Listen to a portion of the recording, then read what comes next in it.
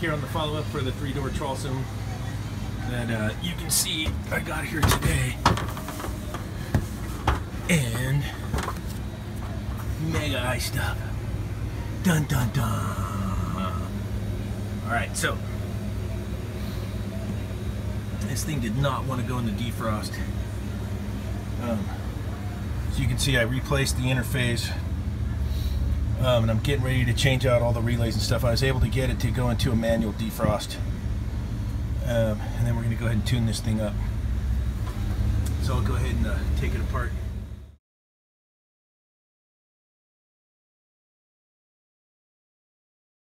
Okay, there it is, iced up coil.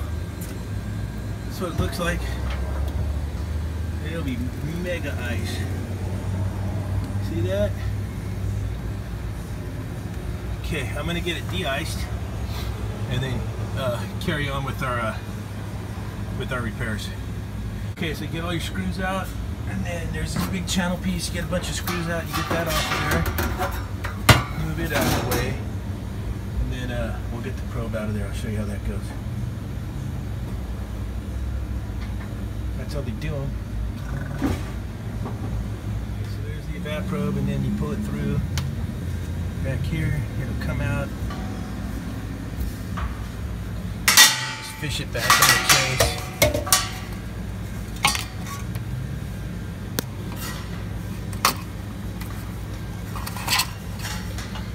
And at the end of this probe is going to be your Molex connector down there. I think it's the blue one. It's going to be us.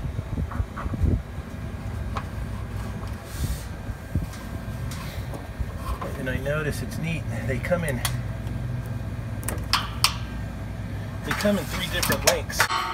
What that is short ones for a 1-door freezer, medium ones for a 2-door freezer, and then the long ones for the 3-door freezer.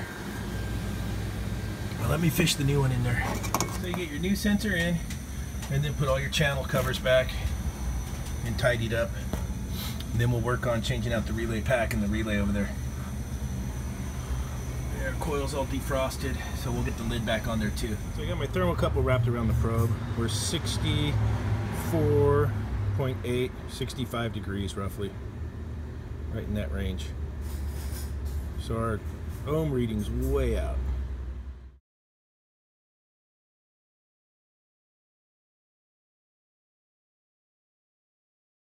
Okay, so for 65 degrees, we should be at 13.5 K ohms. My reading that I got was 7.35 K ohms, so that probe is a bit off. Okay, so this is the relay pack, and this is what it looks like inside. Take the 4 screws off. And there's a little transformer in there to get you down to DC volts. A couple of relays. Let's see, one relay was for your evaporator fans, and one was for your defrost. Right here. That's what that looks like if you're curious.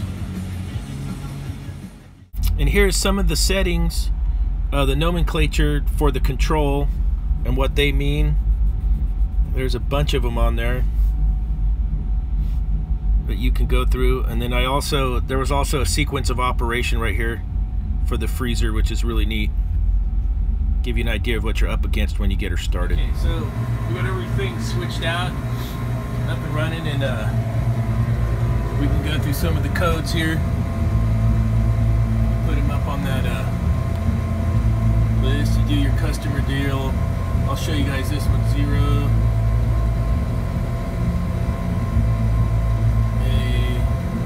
A1 set. You can go up to EL to check your evaporator sensor temperature. Minus 14.2 degree evaporator. And I had forgotten that the other day, and a bunch of the guys on the comments had mentioned that, and I had totally forgotten it.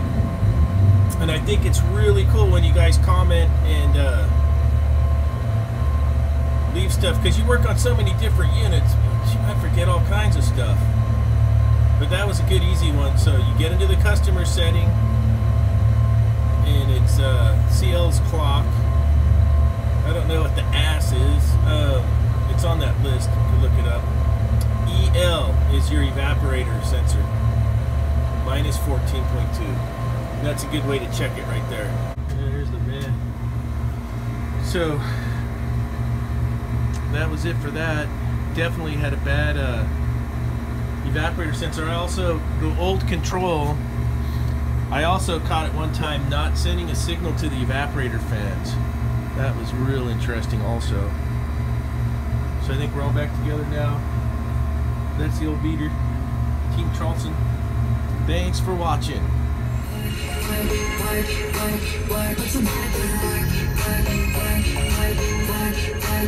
You don't gotta go to work.